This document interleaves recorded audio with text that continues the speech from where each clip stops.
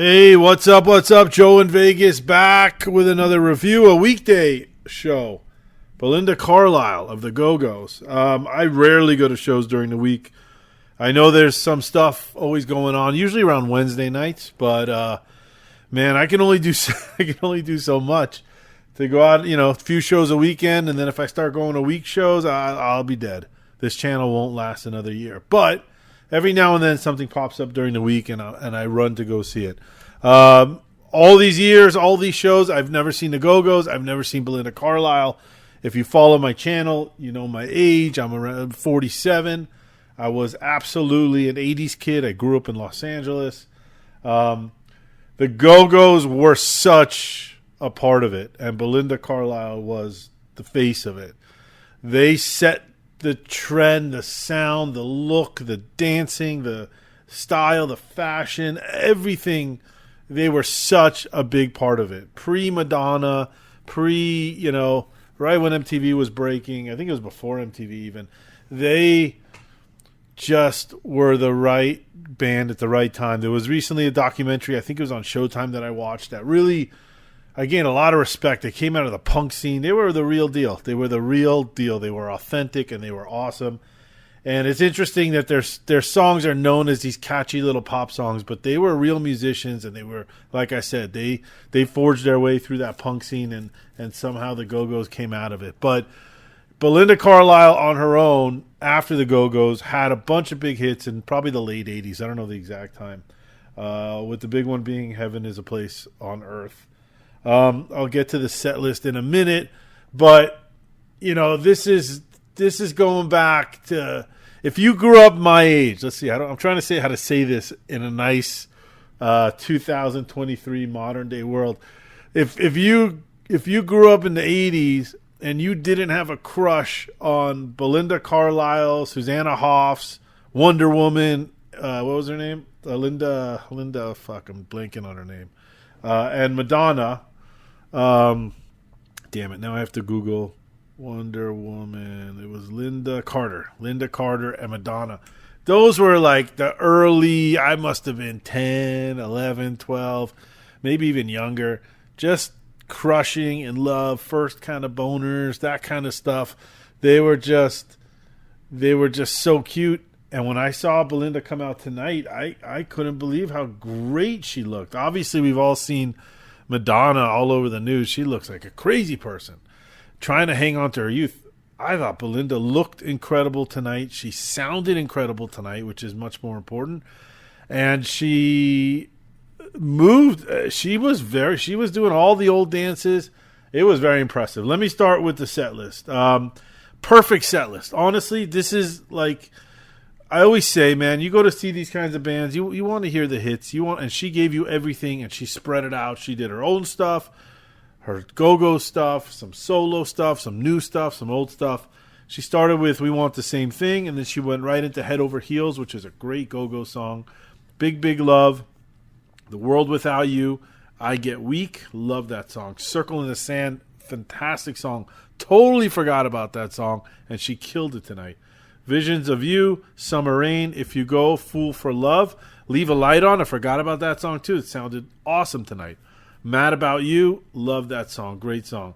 Then she did another Go-Go's, We Got the Beat, which is probably their anthem, I would say. Heaven is a Place on Earth. What a song, man. I mean, that was such a monster song back in the day. It really put her stamp on, yes, I was with the Go-Go's, but as my own independent artist, this song, Mad About You, those songs were just fucking great. And to hear it live, it's really a song that connects with an audience, and it's an emotional song, and it makes you feel kind of something, and I love that stuff.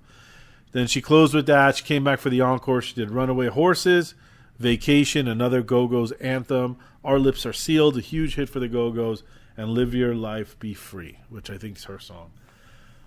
I was really surprised. I went for the nostalgia reason. It's probably why a lot of people went. But I actually really, really enjoyed myself. I didn't even know, honestly, she was playing. It was a Tuesday night. It was House of Blues in Las Vegas. I realized I saw something at like 6:30, 7 o'clock tonight that she was playing that night. I couldn't believe it. I went to look for tickets on the secondary market. It was sold out. she packed it in. There were some. It wasn't completely sold out. I'm sorry. There were general admission, but all the seats, all the VIP tables, upstairs, downstairs, everything was taken. The only thing left was the general admission. I bought it directly through the box office. It was $42 with fees. Came out to about 60. Not a bad deal at all. To get that kind of set list, like I said, I went for nostalgia. I went for the smiles, for the memories. But she won me over, and I love that. I love when artists can do that. She is so fucking talented. She, like I said, she looks great. She moves great. The sound of her voice is like a time machine. It just takes you back to this golden age of the 80s, which everyone I talk to, it's such a fond memory for us. Music at that time was unbelievable. MTV was blowing up. Videos were new. Image was really important for a first time in a long time. But the music was fun, and that was the word that kept sticking in my head the whole night. This show is fun. Belinda's fun. The Go-Go's were fun. Music was happy. It just makes you want to dance. It makes you want to move. It makes you want to bob your head. You just have visions of being, for me, living in LA with the top down in a convertible and going with your friends to a movie and to the poster store and the fucking record shop, and just, it's a time machine. It's a time machine, and she does it amazing, and she is one of the best, I think, to ever do it, and she really kills it. This is a great show. I don't really have nothing more to say. I was really shocked by her. The whole show, I was leaning towards the high 8s in my head. I kind of like mid-show start thinking about how I feel about the show. I was in the top, like probably 8.7, 8.8, and then when she did Heaven is a Place on Earth, that kind of said, you know what, this show's great. And then followed that with The Vacation and Our Lips Are Sealed. You kind of forget how many hits she had, and it's a fantastic show. Very affordable, considering what these other artists are charging in these bigger venues. To go see someone like Belinda Carlisle, who is a fucking legend. Pretty sure they're in the Rock and Roll Hall of Fame. Like I said, the Go-Go's, Madonna, these people were setting the trends for a decade. For a decade that people look back now, 40 years, so fondly of that era. And she is one of the people that defined the fashion, the sound, the hits, the songs, the soundtrack of that era. And it's a fucking treat, and it's a privilege to see her. I would run to see her again for $60 to go see someone like that in a little venue. Worth every penny. I'm going to give her a 9.1 out of 10. I really enjoyed that show. All right, I'm going to bed. I got work early in the morning. Thanks for listening. If you've seen her, if you're at this show, leave some comments. Subscribe. I appreciate all the subscriptions. If you guys subscribe and I get 1 million subscribers, then I'll go to fucking shows every night and I won't work anymore. So it's really your fault, not my fault. But thanks for listening, and I will see you at the next show. A lot of good stuff coming up in the next couple of weeks. I think we got Duran Saturday night.